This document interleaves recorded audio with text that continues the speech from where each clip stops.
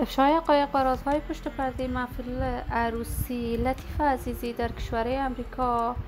محفل شب عنای لطیفه عزیزی خیلی با شکوه برگزار شد. این دختر خانم هنرمند با کی ازدواج می کند؟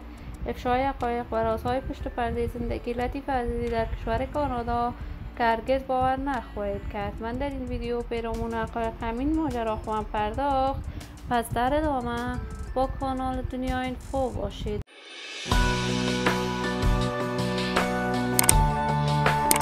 سلام و سلامتی نثار تک تک از شما دوستداران نهایت ارجمند کانال دنیا اینفو.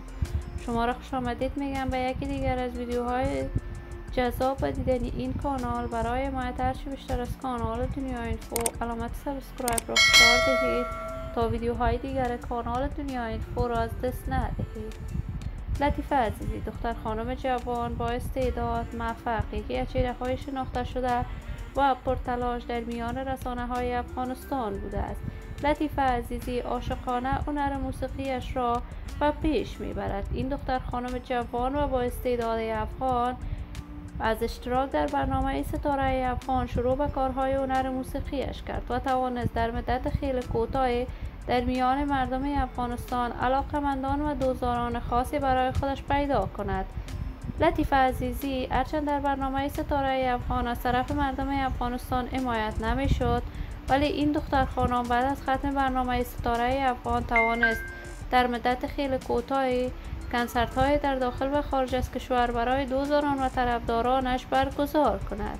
لطیفه عزیزی این روزها در کشور امریکا تصاویرش در صفحات مجازی دست به دست می شود که این دختر خانم جوان و با استعداد قرار است ازدواج کند و محفل شب عنایش را خیلی با شکوه در کشور امریکا برگزار کرد.